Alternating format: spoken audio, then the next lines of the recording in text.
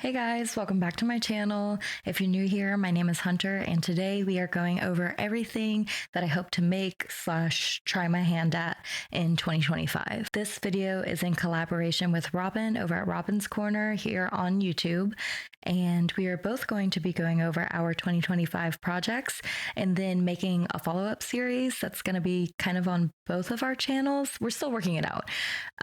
But yeah, so if you want to keep up with that, go ahead and subscribe to this channel and head over to her channel and hit subscribe as well. Before we get started, if you want to take a look at my 2025 Creation Inspo board on Pinterest, I will have it linked below. Feel free to use that as your own template / guide when you're making your own Pinterest board for the year. When we're looking at this, these are items that are more of just inspiration for things I want to do. Like I said, do or try to do this year rather than a checklist. Like I'm not trying to make every single thing that's on my Pinterest board. It's just to kind of give me an idea of what to, I don't know. That's all that a inspiration board is. I don't know why I started explaining that, but okay. Anyway, I'm going to start with the fiber arts, so knit and crochet. But before I even get into that, I have a goal this year with fiber arts alone, which is to experiment more with different textures. So maybe using thicker yarns, mohair, and those like sort of hand spun yarns that are all different. Like it's a different weight throughout the skein of yarn. I don't know. I'm going to put a picture in the video to like explain what I'm talking about, but yeah, I've never worked with something like that before, and I'd like to try my hand at it this year. Maybe I will try to make my own yarn that's like that, because I feel like I could use my scrap pieces and get the like the fiber comb thingies and like make my own yarn with the scrap yarn. It could be like really colorful.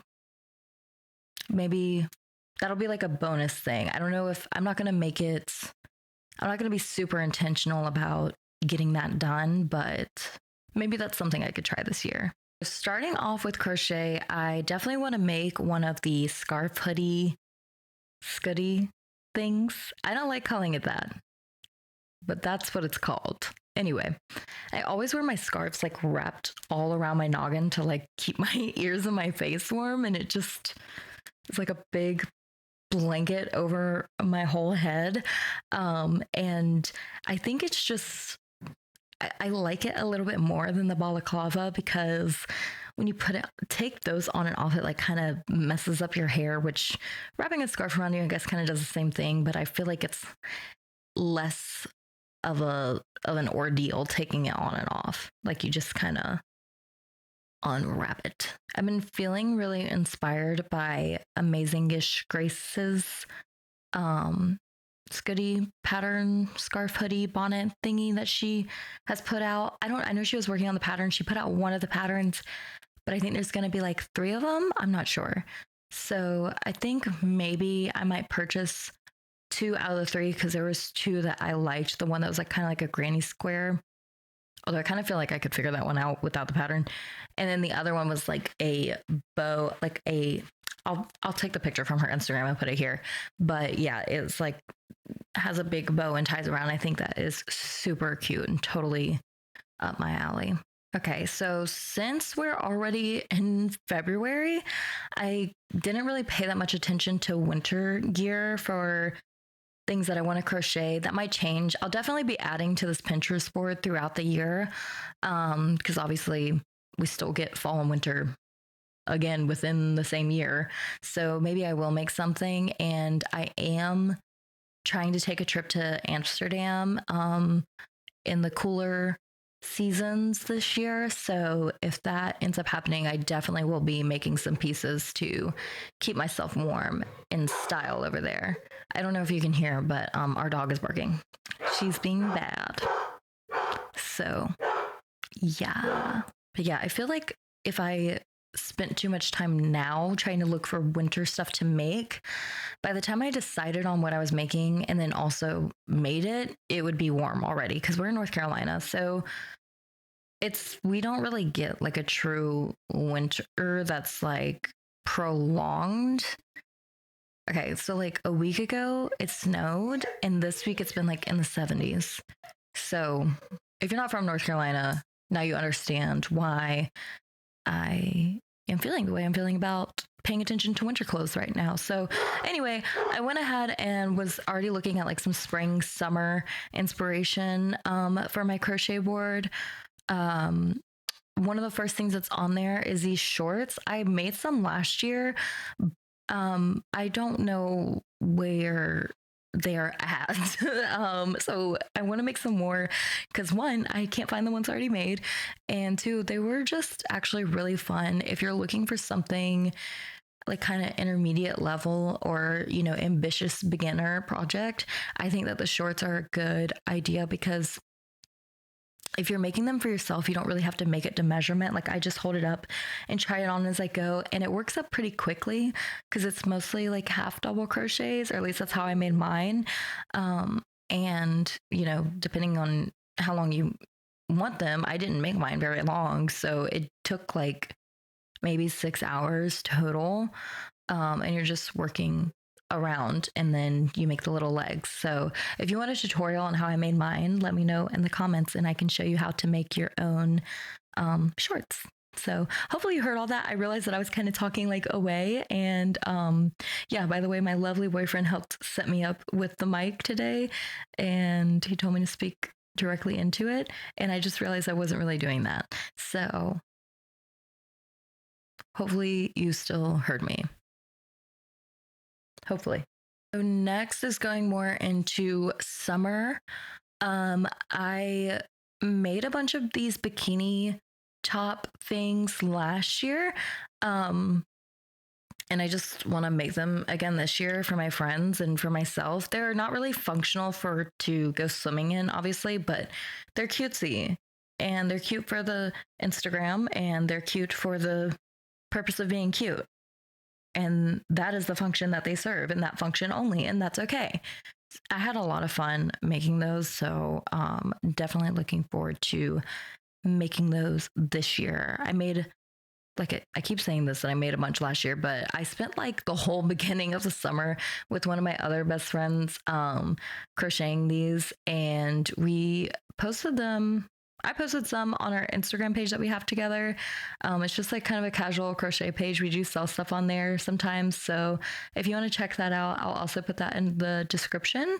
And if you want a tutorial on how I made my crochet bikini tops, then let me know. They're adjustable and like tie at the neck and around the back. And then you can like move the cups around.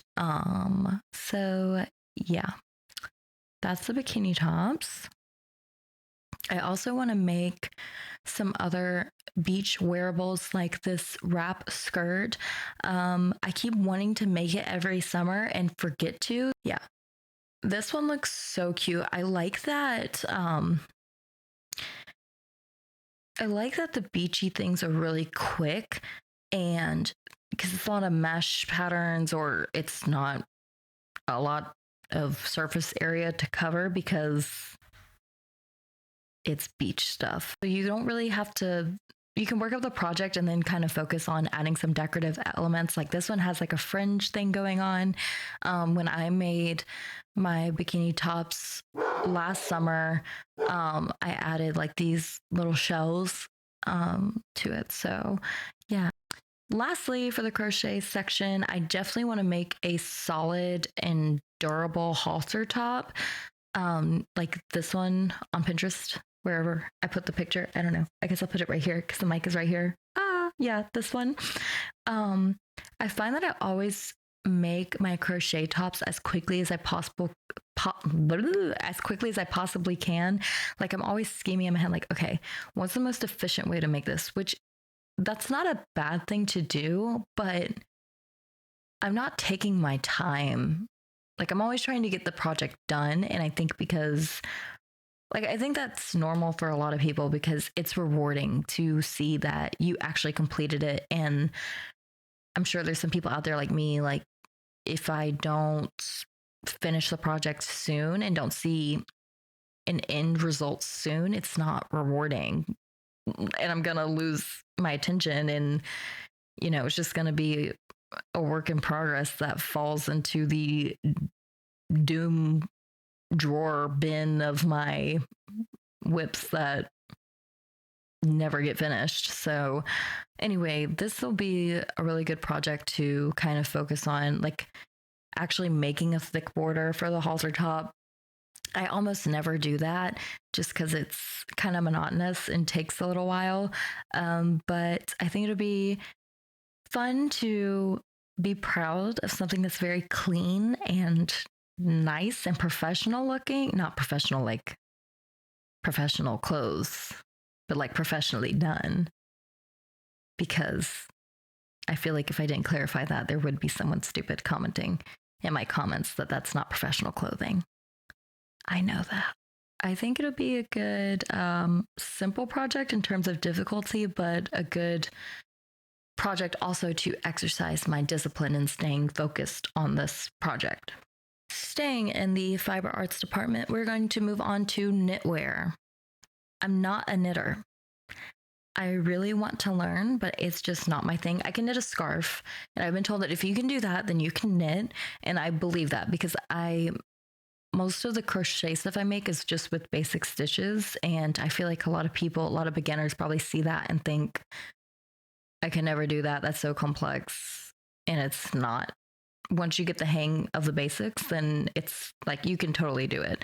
So I am having some hope in that. There's so many of my existing crochet pieces or other ideas that I have where I look at them and I'm like, this would be so much cuter if it was knit. It would feel so much better if it was knit because the stitches are typically thinner since they like crawl up the work versus like building and then moving left to right.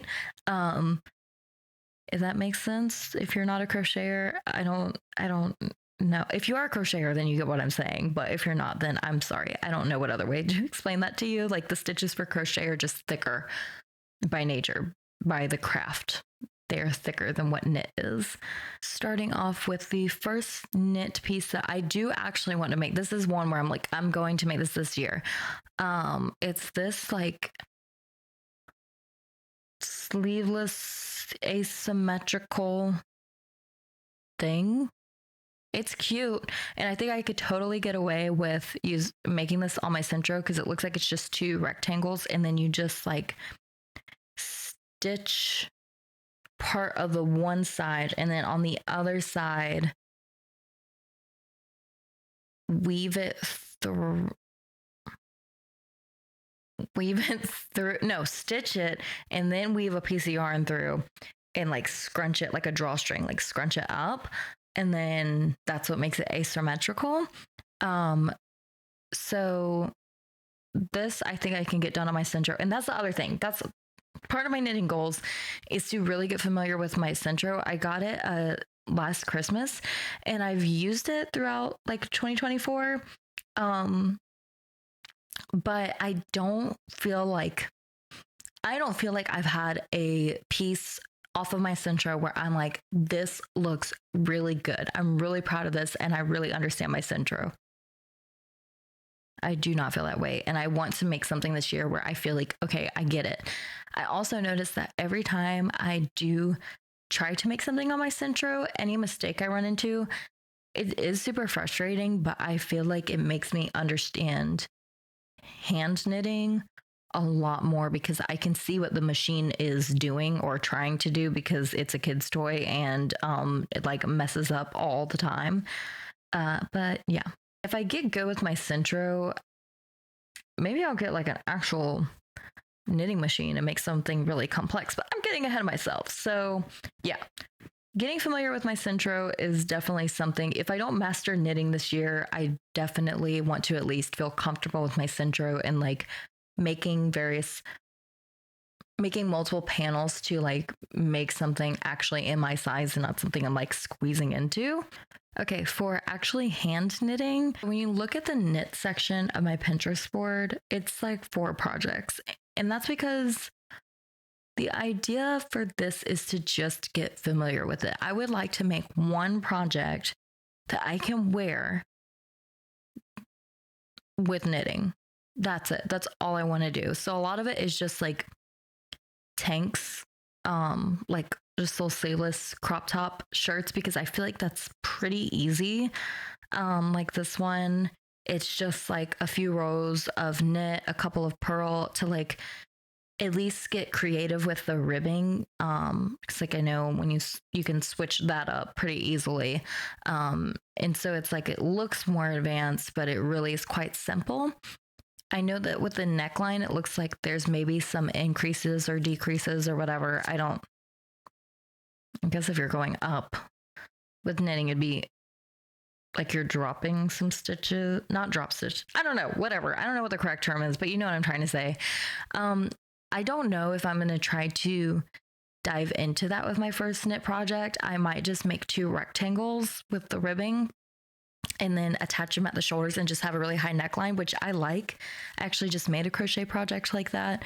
So I'm okay with not getting into the dropping and adding of stitches, the decreasing and increasing. I'm going to save that for later so that I don't get discouraged when I get, inevitably frustrated. And then really, really ambitiously, I have added a raglan knit cuff sleeveless top thing. I know I just said I'm not going to worry about increasing and decreasing, and raglan, the whole thing is that it's like top down, so you have to do that. I think I could do it maybe by like towards the end of this year. I think that I could make one that maybe it doesn't fit right, but I made it, and then I'll just give it to somebody else, or maybe it looks bad, but I did it. I'm feeling hopeful. I'm going to do it. I'm going to try to do it this year if time allows. I do work a 9 to 5, and that makes things kind of difficult for me to have the time to like work on things outside of work. But yeah. Next category we're going to go into is the sewing projects.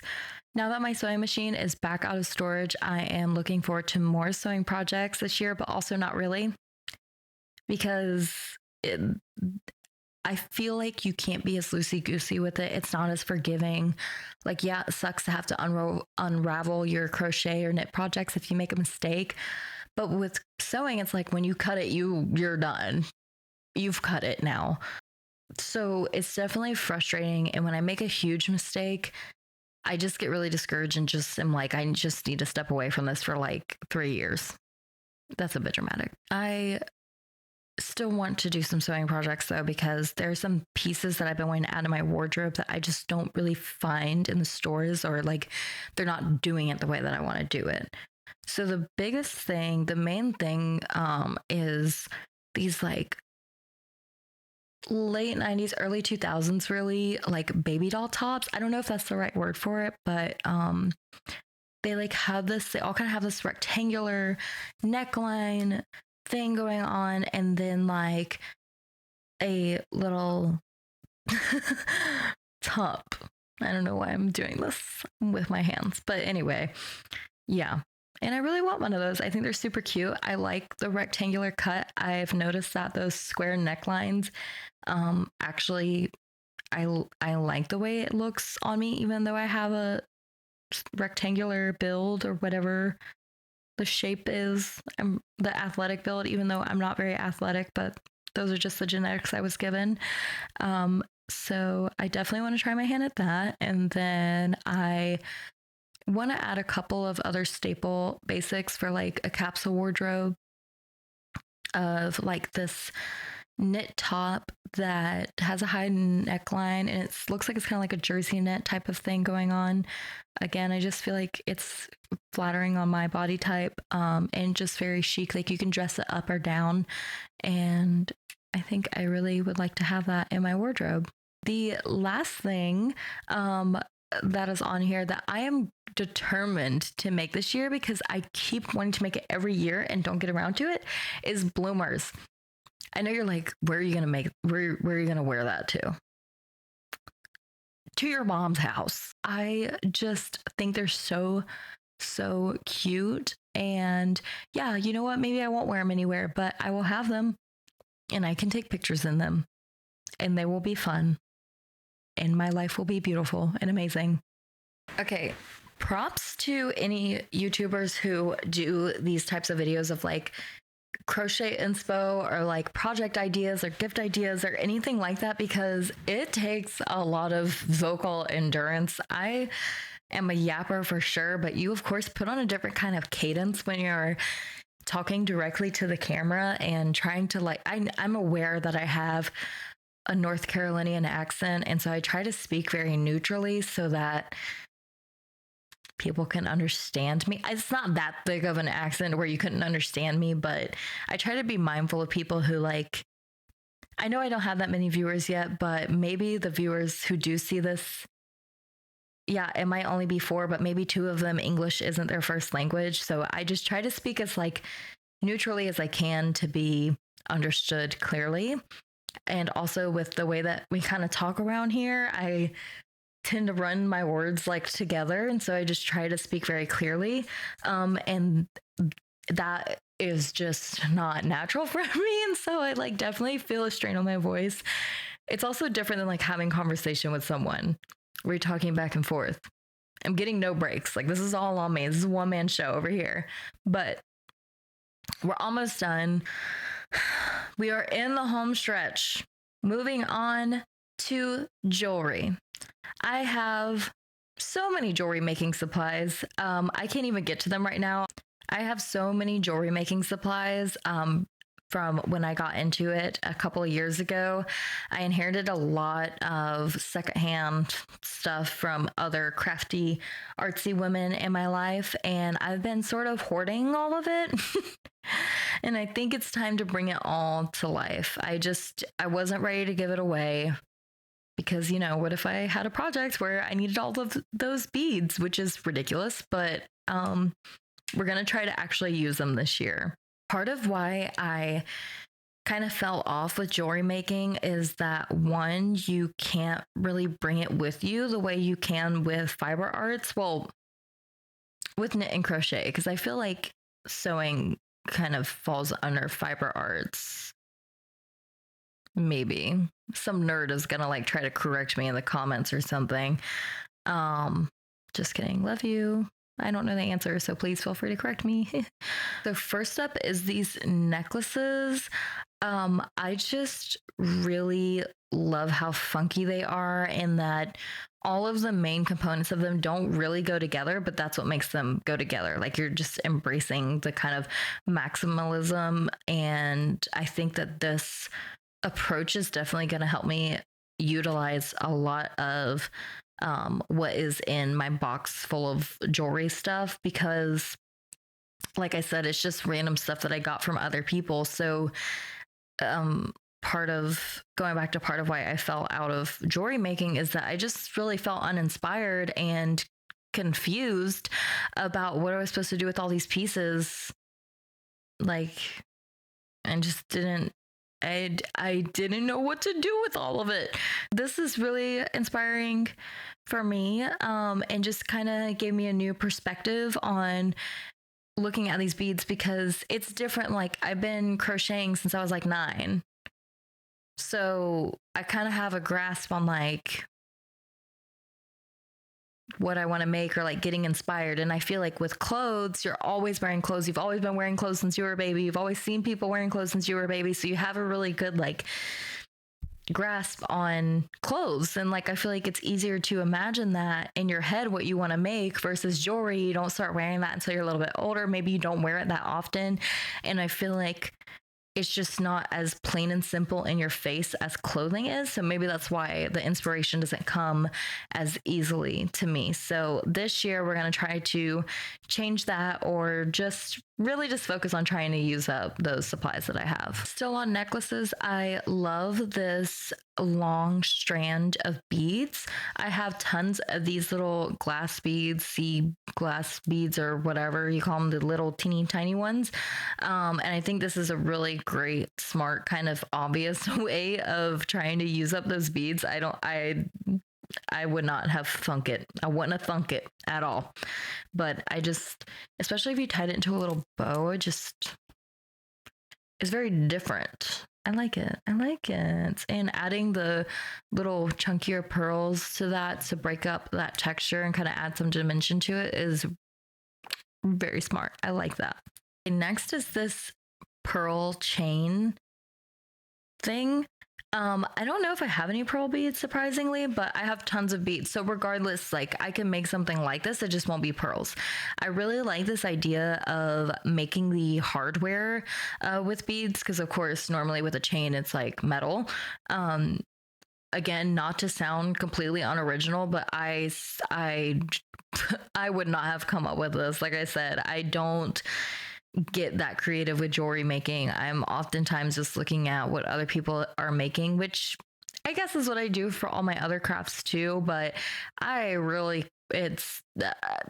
don't really come up with that many of my own ideas when it comes to jewelry. It just doesn't come to me as easily as it might for other people. And that's fine. It doesn't have to. I'm not trying to start a jewelry business. I might sell some of the pieces that I make because I am not going to have room for all of that, but I'm not trying to build a jewelry empire here. Next, for the bracelets, it's just kind of this one thing and like multiples of the same thing on my Pinterest board. It's the same concept as with the maximalist necklaces, just as bracelets. So yeah, nothing too exciting there. I like these hook clasp things because they're not really a clasp. It's just like a hook and eye, I guess is what you would call it. Next is these phone charms thingy. I would not like actually hold my phone like on my wrist with that. Like that's definitely just a decorative hanging thingy thing that I think is cute and I think is a really good gift idea, and very simple and very unique. So like just something you could whip up and give to someone for their birthday, or they're cute. They're cute. And I like them, obviously. If you hear any snoring in the background, Nova, our dog, is in here with me because she was scratching at the door, and I figured hearing her snore was more peaceful than hearing her scratch at the door. For earrings, I really love this idea of maybe buying some like gold hoops in bulk, not real ones, obviously, because like who's going to buy real gold hoops in bulk? That's crazy. And then they just turned the beads into charms. Like they just, again, for you creative jewelry people out there, that might have seemed obvious to do, but not for me.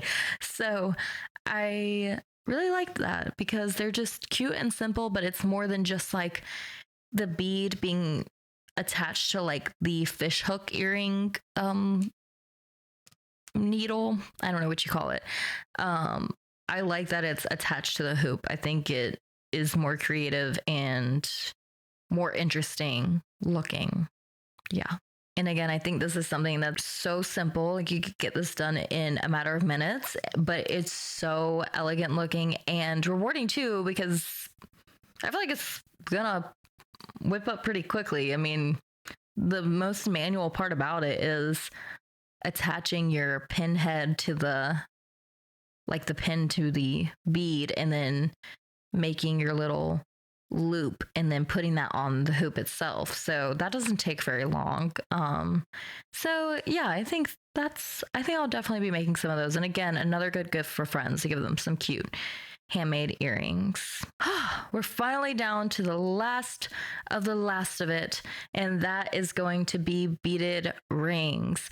This is pretty simple, but I love these beaded rings, especially because if you make it with the stretch cord, you only have to make like 2 or 3 sizes. Honestly, I mean, I would probably make, if they're just for me, all of them the same, but like you can make 2 or 3 sizes and they'll just stretch, like, because it's with the stretch cord.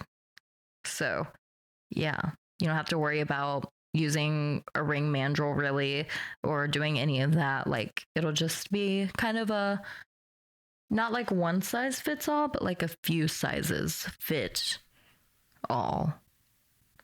yeah, type of thing, you know? Again, really fast, a little bit tedious, especially if you have your nails on, your claws. Because if you've ever worked with beads like this, you know they are just like falling all over the place, and tying that stupid cord and getting the ends like tucked into the beads, kind of annoying, but an otherwise pretty quick project that, again, you could give to your friends and have matching ones. I think it's a great gift. It's very simple. So I'll be making some of those to use up the beads. Hey guys, well, that pretty much wraps up my 2025 Creation Inspo Pinterest board thing. If you're still here, thank you so much for watching. Again, Robin is also making her own video, and we will be following up with each other throughout the year, maybe having some sort of like chit chat, sip and craft podcast situation episodes, maybe. Again, we're still working on it, but I'm going to link her video below. Go check it out. And if you liked this video, give it a thumbs up and subscribe. All right. See you next time. Bye.